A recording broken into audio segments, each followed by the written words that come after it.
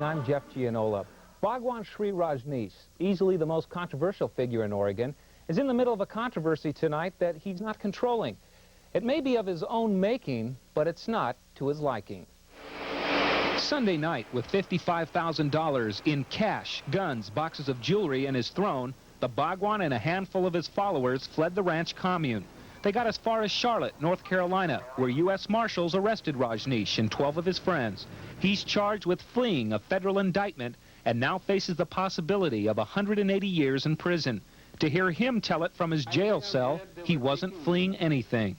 I had only this much idea that they want me to be in a safe place and ready to come back at the moment when the court wants me. Why leave his commune? So many threats to kill me were coming in every day, and so many people were found roaming around the mountains. So they thought it is better to take me someplace for 3-4 days. One wonders how he could possibly be safer than in his own Oregon commune, with only one entrance, surrounded by mountains and protected by armed guards. And now he wants to come back to Oregon. I am a fighter, and when there is fight,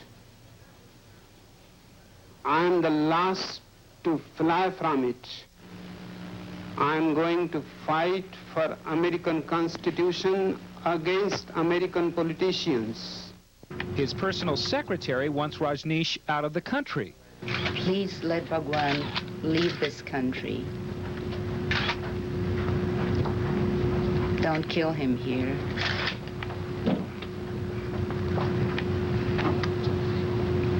He's done nothing wrong. My coughing is coming back. My eczema may start any moment. Most of all, every chance he gets, Rajneesh says he's done nothing wrong. I cannot go to jail because I have not done anything. And if I go to jail, then America becomes Soviet Union. Then it is no more a democracy. Then America goes down the drain. But in the federal hearing to decide if he should be let out on bail, there were allegations of assassination plots against the Oregon Attorney General and the U.S. Attorney in Portland. The Bhagwan's lawyers say he wasn't a party to those plots, and to jail him for the plots of his followers would be like jailing all Catholics because the mafia kills people. I think the characterization of sannyasins or disciples of Bhagwan Shree Rajneesh is just a whole bunch of people following somebody blindly is totally false. The federal magistrate in Charlotte decided the Bhagwan should be held without bail, but she dismissed the charge of attempting to flee from prosecution. How did it all come about? Well, we'll explore that in this next half hour, and we'll look ahead. But first, let's look back. Joining us now, Channel 2's Jim Hyde, who was the first Oregon television reporter to visit Rancho Rajneesh back in 1981. A little more than 4 years ago, Jeff, and if you'll recall, and we will recall together tonight, Oregon's relationship with the Rajneeshis has gone from curiosity about a unique commune to fear of takeovers of the local government to accusations of attempted murder. At first, no one knew what to make of the newcomers.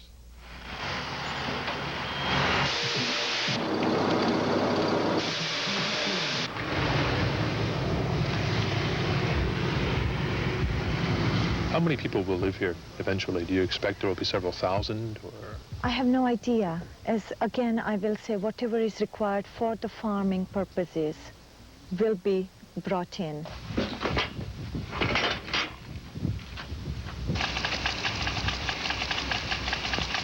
Back in September 1981, Rancho Rajneesh had a population of about 60 people, including the former owner's foreman, Bob Harvey, who agreed to stay on and help the newcomers learn how to run a ranch. And if the gossip quits, we'll be a lot better off. What kind of gossip have you heard? Oh, just like submachine guns and this kind of stuff, and, you know, bodyguards around everybody. I'm the only one on the place that has a gun, and mine are so full of dust, I don't even know if they'd fire.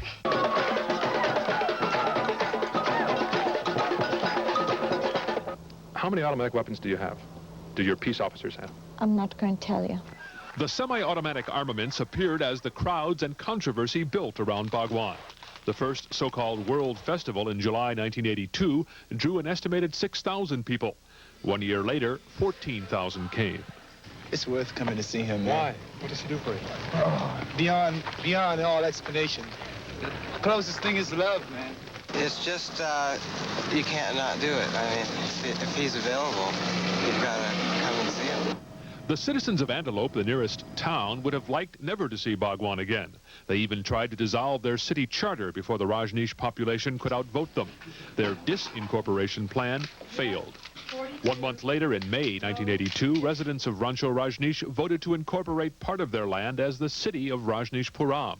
The legality of that new city is a question still in the courts. Meantime, the sannyasins expanded their holdings in Antelope as a hedge against future legal decisions outlawing Rajneeshpuram. We still have to provide the things we need at the closest, most feasible place we can. And granted, Antelope will never fulfill what we need ultimately, because it will never be what we have on the ranch. It will never provide that kind of service to us. It does provide an interim situation. The current city council is completely irresponsible. More Oregonians began to agree with former Antelope City Councilman Don Smith when Sheila announced the Share a Home program in September 1984. So-called street people from all over the country were invited to the ranch. Others thought the homeless had been collected in order to swing the coming Wasco County election. I know the community's intention. They're going to take the election like a snap. But state elections officials set up special voter registration hearings. Rajneeshis and their guests boycotted them and the election. Some street people were dumped on the streets of Portland. Tensions between Rajneeshis and Oregonians were worse than ever. One time, I tell you what Mr. Furbish did. I'll tell you what, Sheila, you have, A, you've had your opportunity to speak. B, if you're going to use obscenities, you're going to forfeit any opportunity to speak. And C, I said that Mr. Furbish would have a final word, and he will. And if you're not quiet, we'll just cut the mic off. In that case, we'll cut the microphone off right now. My master teaches me, if the truth antagonizes, it's perfectly okay. It is your network who has put obscenity and profanity to provoke the state of Oregon. But it came out of your mouth. No, it didn't come out of my mouth. I heard it. I'll tell it now. Your network can go and jump in a lake. Take your microphone and leave. In the following months, Sheila began to spend more time away from Oregon, traveling to Rajneeshi centers in Europe and Australia. Finally, on September 14th, she left the ranch for good, precipitating the most startling accusations against Sheila and her gang, voiced by the guru himself. That instead of being a meditation commune, they had turned it into a fascist concentration camp. First, they tried to kill 3 people. For the next 6 weeks, Bhagwan and his loyalists complained loudly about the manner in which the government was investigating the attempted murder, arson, and wiretapping charges against Sheila. But when the feds finally returned some indictments, they were against him. Bhagwan boarded the next chartered Learjet out of his town, a trip that ended in jail in Charlotte, North Carolina. So, Jeff, that briefly is how we got to the present state of affairs. Jim, you first visited the ranch back in '81. Did you ever imagine at that time that it would grow in size to its present size? And did you ever imagine that the Rajneeshis would be such a political force in Oregon? Not the amount of controversy that's been generated. We speculated at the time how many people might eventually live there, but the things that have happened in the past 4 years, no one could have envisioned. Okay, thanks for that report. Well, up next, the investigation of the Bhagwan and his followers has gone on for years. How did it finally lead to arrests? We'll talk with agents in charge of the Immigration and Naturalization Service and the U.S. Customs Service in a moment. Joining us now is Carl Hausman, the head of the Portland office of the Immigration and Naturalization Service, and Lawrence LaDodge, resident agent in charge of the U.S. Customs Office here in Portland. Gentlemen, thank you for being here this evening. And let me ask the first question. When did the investigation into Rajneeshpuram really begin, and why? Investigation began approximately mid-1981, and it began as a result of a letter of complaint that was forwarded to the Attorney General of the United States, complaining about possible violations of U.S. immigration law regarding marriages. These were things that began in India, allegations of lying on forms that were filled out in India to bring some people to this country? Well, that came later. Actually, the original, those words, but yes, but the original allegation was concerning marriages that were currently taking place in the United States in order to facilitate the entry of individuals into the United States. And this was the same time you were also considering the entry of Bhagwan himself. As I recall, he came here on a short visa for medical treatment, is that correct? That's correct. He arrived in June of 1981 on a visitor's visa for the purposes of receiving medical treatment. And that had a termination date? That original termination date was October of 1981, and a request for an extension of time beyond that was made and approved. Mr. Ladodge, what was the thrust of the Customs investigation into Rancho Rajneesh? Well, Customs has been, for almost since they arrived, we were receiving disturbing reports of sannyasins around the world, and not a lot, but consistent reports that they were being jailed as couriers, drug couriers. That's all public record. So we, as immigration, became interested. We also became interested because of allegations of currency coming in, of drug smuggling, and there are people out there right now that have been involved in such violations, and so we began monitoring also, and this is something that concerned us. And those investigations are continuing. Are there any indictments coming on residents of the ranch now for those Not kinds at of charges? this time. We have several investigations underway involving people involved in the ranch. We just arrested a top 15 fugitive that had been out there recently. He's in Canada right now. He's a sannyasin. We arrested him the first time back in 1972 for drug smuggling, and he has drug and currency charges pending against him. And you've linked him as a resident of the commune, at least at We've one time? linked him out there at the commune, and he is awaiting extradition out of Canada right now. Most recently, this past week, or actually longer than that, there's been surveillance on the airport at Rajneeshpuram to watch the comings and goings, and last Sunday, of course, was the going of Bhagwan himself. How did your officers maintain that surveillance? Were they physically there? We monitored the Rancho Rajneesh airport from Portland with the assistance of the FAA towers, Seattle, Portland, Redmond.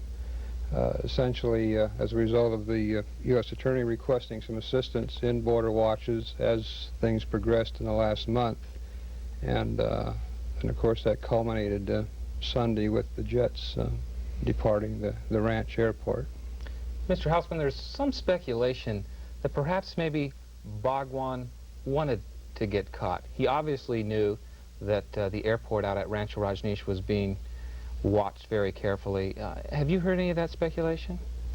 I haven't heard any of that particular speculation. I think he obviously knew that something was happened. It seems fairly certain as a result of the court action in Charlotte earlier this week that his attorneys knew prior to his departure that he was to be named in an indictment and that arrest warrants had been issued for he and others. And so I think it became fairly common knowledge out there that the Immigration Service was about to execute warrants for their arrest.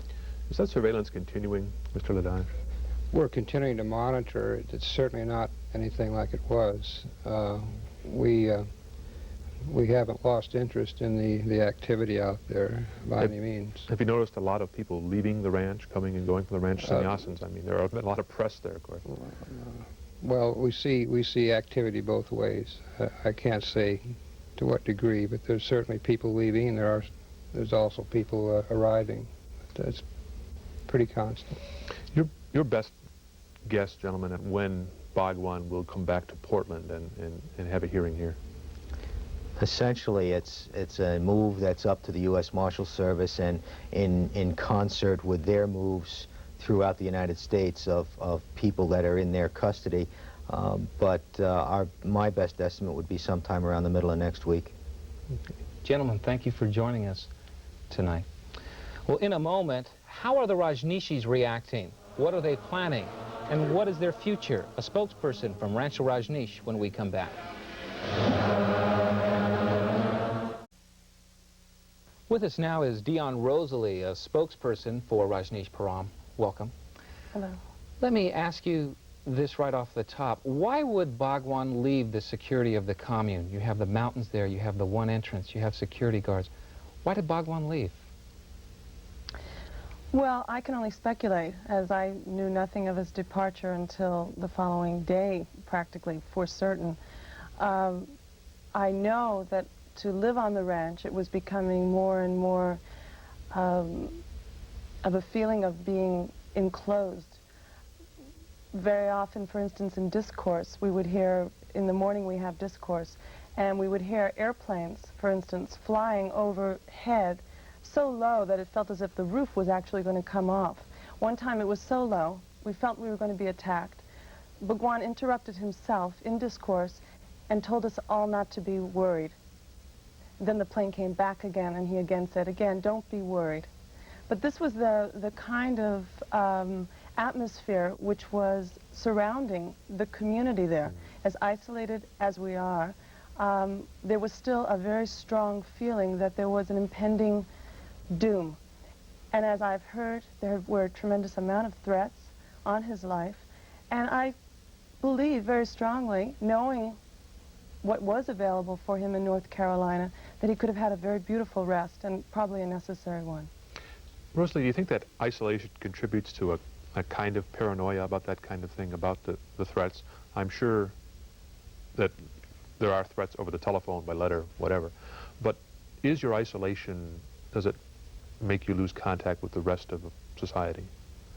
I don't feel that way myself. I mean, living there, I feel very natural and comfortable with people who come to visit the ranch. We have a tremendous amount of visitors coming in and out of the ranch. We often leave the ranch as well. And there isn't a feeling of separation. It's even become less so since Sheila has left. Sheila, I have to say, did create a feeling of paranoia, but most of us being intelligent people and worldly people had a hard time buying that. So I don't feel a sense of paranoia. But you have a sense of loss, or at least a sense of separation that Bhagwan is in Carolina at the moment. Can that commune continue if he is out of the country or incarcerated? Is that? Yeah, the community can still function beautifully. But will it? Will the spirit, will the attraction be there? Absolutely. You see, what people misunderstand is that although we have the advantage of having Bhagwan in Rancho Rajneesh with us, there are many, many communes, as you know, Jim, all over the world that are functioning beautifully with the spirit of Bhagwan. Bhagwan is inside all of our hearts. We don't need him physically present in order to be living out his teachings. So we can function beautifully in Rancho Rajneesh without Bhagwan physically. And of course we prefer for him to be there. Obviously. Are there any plans by the sannyasins, or what can they do to release Bhagwan? Can they bring any pressure? Have they tried to bring any pressure on authorities to release Bhagwan? As far as from sannyasins? Yes. Or the attorneys that sannyasins have hired? Yes. I don't really know what kind of pressure is possible. I don't understand all the political ramifications and implications. I don't think that what we're doing is trying to be tricky in any way. We feel that there has an injustice that has been done to Bhagwan, and we are all unanimously very, very concerned about that man's health. I spoke yesterday to a journalist who was there at the hearing, and he said that Bhagwan's head was shaking. He was visibly in pain. That means that his body, his health is going down very, very quickly. For that reason, we're very concerned, and I'm sure whatever the lawyers can do, they will do to help him receive bail so that we can put him into a comfortable surrounding. The spirit of acceptance of what he has done and where he leads you continues. There is no questioning of why he's gone. no feeling of desertion? Abandonment or desertion. That's a question that's come up. It comes up a lot. It came up immediately after Bhagwan left the following day, journalists coming into our office wanting to know. And I, for one, do not feel abandoned. I don't feel that Bhagwan owes me his life. I feel grateful for every moment I have with that man. And he certainly doesn't ask when I'm leaving or where I'm going and expect for me to report to him. It's mutual. It works both ways. All right, let's see if we can't, Jeff, get to a conclusion about where we may be going next week with this question. Exactly. Thank you for joining us. You're welcome. Well, some final thoughts and some observations when we come back. You'll see. You can't tell. A paradise, perhaps. They've worked very hard. They've spent a lot of money at Rajneeshpuram over the past 4 years to build a very pleasant place to live. The people I've met there over the past 4 years are very happy to be there, sharing the same philosophy, but also sharing the presence of the man they call their master. So if he cannot come there or chooses to go somewhere else, it's difficult to imagine all those people and all that energy remaining at Rajneeshpuram. It's a very complex and complicated news story. I know reporters get frustrated sometimes trying to cover it. There are no easy answers. No easy answers and almost no way to predict what the next step is going to be. We can say, for example, that it looks like Bhagwan will be in court in Portland, federal court in Portland, sometime next week. What will happen there, what arrangements might be made for bail, if any, it's hard to say at this point. Jim, we appreciate you sharing your insights with us this evening on a very complicated issue. We've only really just scratched the surface. Well, that's our show for tonight. Have a good evening, everybody. Channel 2's Weekend News is next. Good night.